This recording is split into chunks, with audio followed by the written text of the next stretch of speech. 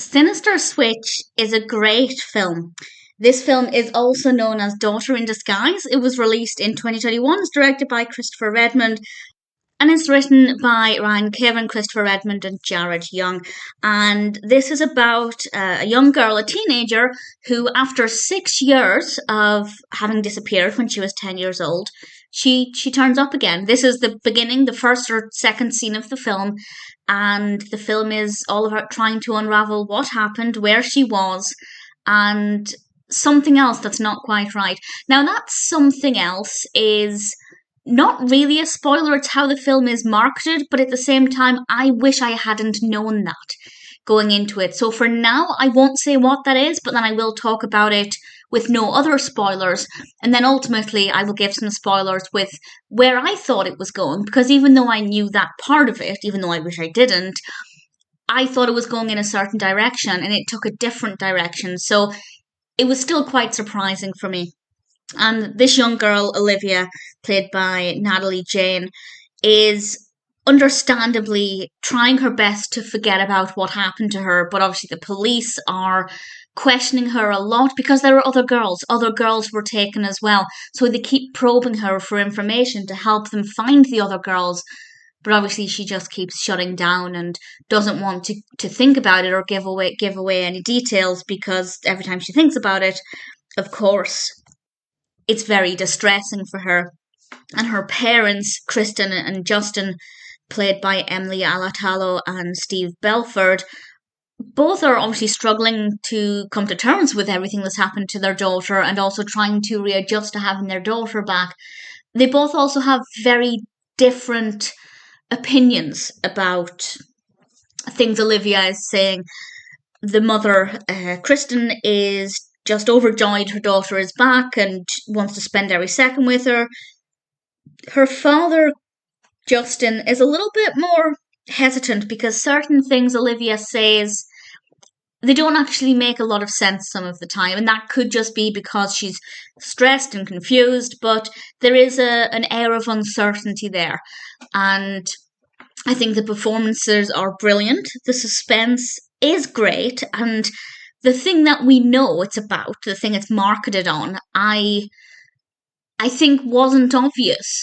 It wasn't made obvious until the reveal in the film. So I wish I hadn't known beforehand, because I think it would have come as quite a surprise for me. And obviously I'll explain what I mean by that in a moment. But even with that in mind, there were still some things that happened after that reveal. The narrative still had a lot of development, and I didn't expect it to go ultimately where it did. So even knowing more than I would have liked, I still really enjoyed it. The performances were great. It's very atmospheric. The pacing is really good. Definitely one that I think is worth checking out. If you like thrillers, I think you're going to really enjoy this. So, the only spoiler I'll give now is the thing that IMDb tells us, and to be honest, the title kind of alludes to this as well. But again, I wish I didn't know this. But the thing that we are told it's about is the fact that Olivia might not be Olivia.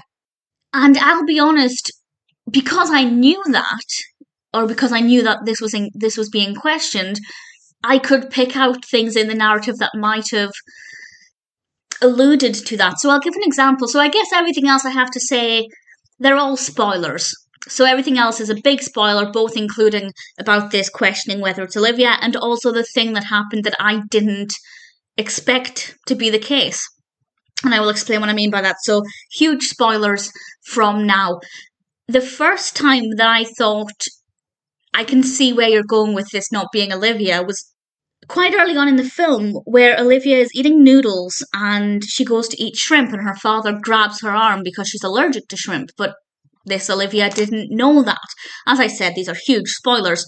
But at the same time, why would the father have bought takeout noodles with shrimp in if he knew his daughter was allergic to shrimp? So I don't quite understand how the shrimp got there in the first place if her father bought the noodles and knew she was allergic to shrimp. I'm really confused by that. But despite that, that was my first thought where I could see where this was going. However, had I not known that the film was questioning her identity, I wouldn't have picked up on that. And I wish I hadn't. I really wish that I had no idea that's where it was going. I wish it was just about a girl, or seemingly just about a girl, who'd come home after 6 years and then trying to unravel what actually happened. And then the twist is that actually it's not even her. But because we knew that to begin with, it was just a bit of a spoiler, even though that's how they've marketed the film. And then when we find out what happens, and again, these are huge spoilers for things that I didn't expect, because what I expected to happen is that this girl knew about the case and pretended to be Olivia for whatever reason. It didn't occur to me that she would have actually been one of the girls. And there is a reason given why she was pretending to be Olivia. The film does a good job of explaining it, but I never actually once thought that she was pretending to be Olivia because she'd spent so much time with Olivia.